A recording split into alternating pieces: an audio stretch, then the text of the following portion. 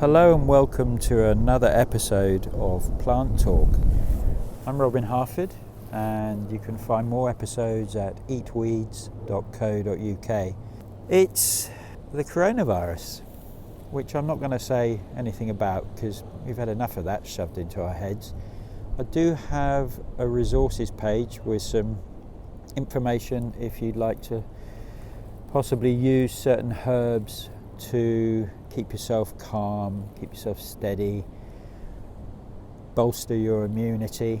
I have to say one thing, no one knows which plants will work. There is no herbalist alive today that has worked with coronavirus as far as I know. So it's a page that lists very rational resources. So just go to eatweeds.co.uk, click the articles link and you'll see it somewhere in the index or table of contents there. This morning I came across a poet, a writer, and she's called Tonya Shadrach, and I think her writing is very, very beautiful, and it ties into foraging at this particular time. We are still, as of recording this, allowed to get outside, providing we stay 2 meters away from people. And basically I stay a lot further away from people, and take in the elements, breathe in fresh air and gather plants. Now, one of the big questions that people ask me is, there's so much, I don't know where to start. And Frank Cook, my plant mentor, had a very simple answer for that. You know dandelion, you know stinging nettle, you most probably know wild garlic, which is in abundance at the moment. So start with what you know. There is so much wild food at the moment springing up in the hedgerows and in our cities and in the parks and wild places that I find, specifically in these moments of crisis, that it is essential for me to be outside and gathering the plants for my supper. I don't strip mine, I don't hoard. That's one of my things. If you've been on my newsletter list for any length of time or my podcast, I do mention that I'm not a hoarder. So today I'm going out and gathering just the plants for my supper. What that plant will be, I don't know at this point, but I don't gather loads of it. I gather enough for myself and my partner, and I will in future episodes be talking you through what's around each week, hopefully. I can't promise that. Again, when I did the first episode of Plant Talk, it's like it's still undecided, and I recorded that before this all kicked off. So I've had to cancel all my courses, so my income's basically dried up other than book sale on Amazon. So like you, dealing with a lot of feelings, a lot of emotions. Some days I can be really up, other days I can be really down, and the whole myriad of feelings and thoughts that are arising at this moment in time. So this poem by Tonya Shadrach, called Exercises for a Nature Writer. You don't have to be a nature writer to appreciate it. And I'll talk about it afterwards because there's an important section of this poem that is relevant to my approach to foraging that I want to share with you.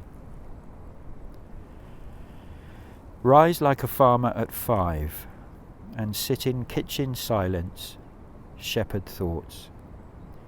Dress for the weather, taking pen, paper, pocket knife. Stay out all day. Do not forget to eat with your whole concentration on eating. Chew as cows do, ruminate. Let everything be well digested. Ask, are my ears good? The tendons and intentions that move my pen. Work loose what is stuck in you through service to whatever crosses your path. Inspect the edgelands daily. Make holes in every fence for life to slip through. So there's two bits.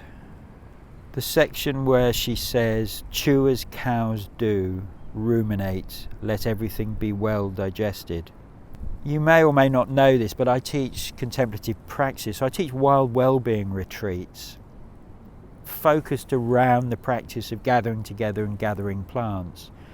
And there's a lot of, I suppose if you wanted to use the buzzword, a lot of mindfulness practices in that. I got clean in a mindfulness community in Thailand, and prior to that, prior to being a bit of a lunatic, I also did a lot of practices in the Western contemplative tradition. So advice about becoming present to the moment is not woo-woo for me. In my darkest times, they were lifesavers. They were the reason I am now clean and in recovery. They are vital to our well-being. So don't dismiss these. If you're slightly skeptical, totally understandable. I think it's really important to be skeptical, because the practices that I and others teach are not about you believing us, but they are about you practicing and doing an exercise and seeing how valid it is in your life. So when Tonya says, chew as cows do, ruminate, let everything be well digested, when you forage, when you initially meet a plant and you pick it, and you are present to the moment, just by breathing deeply and bringing your attention back to your body, feeling the weight of your body on the earth, that's being present, not being distracted by the past or worrying about the future, but being here with the experience. And when you pick a plant and you crush it and you put it into your mouth and you nibble it, assuming you are 100% certain you can identify this plant, obviously. You never put a plant in your mouth you do not know with absolute certainty. It's not I think it is, it's I know it is. That's where you need to be. And you chew, you're savouring the flavours, really present, and then swallowing. And in the community in Thailand, we used to do mindful eating, which is basically when we would sit for breakfast, it would still be silence time, and we would just be present with how we ate. And it just allows the cares of the world to just distance from the immediacy that they might appear not only in our thinking but in our feelings. Tanya's last section of this poem says, inspect the edgelands daily. So the edges are where the abundance and the bounty of wild food is.